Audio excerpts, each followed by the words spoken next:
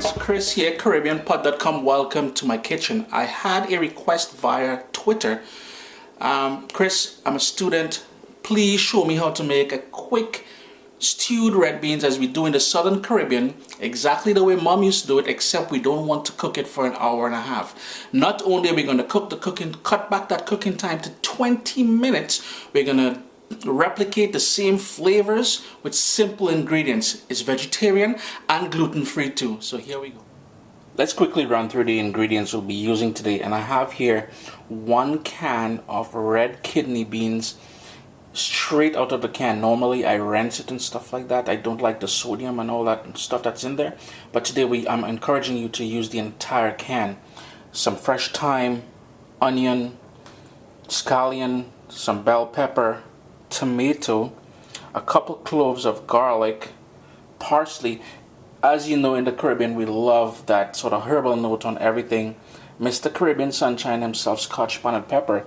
And what I have here is what we call Caribbean browning. It is important that you get browning, not gravy browning, but Caribbean browning.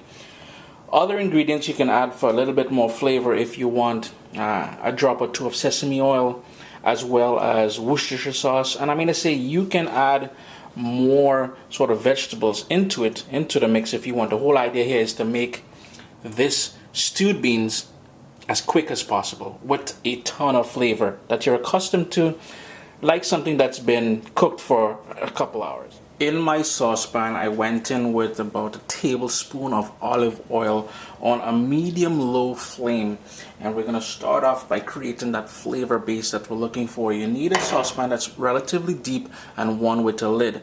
I'm going to go in with that small onion that I've got chopped up. Couple cloves of garlic. The bell peppers. Parsley. Scallion. And I'm just going to take the tips off these. These are nice and tender off that fresh thyme. And all you want to do is to sort of let that go slowly for about 3 or 4 minutes. So turn your heat down to low and let that release all those wonderful flavors. The kitchen is already smelling wicked. I tell you, boy. Hey. Next up, we're going to go in. I've got here the scotch bonnet pepper. I just cut a piece off it, no seeds, none of that white membrane, because that is where most of that heat is going to be. That is totally optional. If you cannot handle the heat, do not put it in there. Go in with some black pepper. Speaking of which, I will go in with a little bit of black pepper as well. And here is where I'm going to go in with my chopped tomato. My heat is still on low, and I'm just going to awaken all those flavors together for about a minute or so. It's now time to turn up your heat, medium high. Here's where you will go in with that Worcestershire sauce, as well as the, what did I say, sesame oil if you wanted to add some more flavor in there. In goes that can of beans. Give it a stir, because you really want to pick up all those flavors on the bottom of the pan here. And we need some water in there now. So I'm going to go in with a cup of water and bring that up to a boil. As it comes up to a boil, here's where we're going to go in with that Caribbean browning. And this is going to mimic the sort of flavor and taste as well as color that you would get from the brown sugar stewing process we usually implement in the Southern Caribbean. It is going to go a bit dark, so don't go heavy on that at all. I strongly suggest you don't, because it is very strong flavor.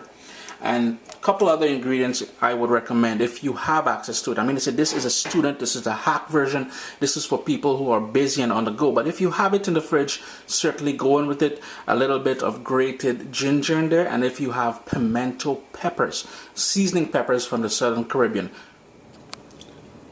It's now come up to a boil, so I'm just going to reduce my heat to medium-low and let that gently go for about 15-20 minutes. The goal is to have the stewed beans, something which would normally take about an hour and a half if you're using dried beans. We want it in about 20 to 25 minutes. So 15 minutes, taste it for salt, adjust accordingly. I did not put any salt in there simply because there's enough salt in that canned beans. But again, it's up to your liking. If you want, you can certainly go in, and this is if you have it. My Trinbagonian people will know all about it. Salt butter. Just go in there with some of that. Boy, you should have a nice, thick, gravy sort of, well, beans. If you don't, using the back of your spoon, or as in my case here, the spatula, all you would do is press down on some of those beans, and it will thicken up nicely. So there you go, friends. If you're a busy homemaker, you're out, you want to make a nice little stew beans for your family when you get home, students, you can certainly do this. It's very easy. If you don't have all those herbs and stuff we use in what I used in there, you can certainly just, and I must stress that fresh thyme and the scallions is a must, so try to get that in there. Chris at CaribbeanPot.com. Always a pleasure to have you guys here in the kitchen with me. I do hope you guys give this hacked version of stewed beans a try. And remember, if you would like to see a recipe, tweet me at Obzokee, OBZOKEE, and your boy will get to it. Enjoy. Bless.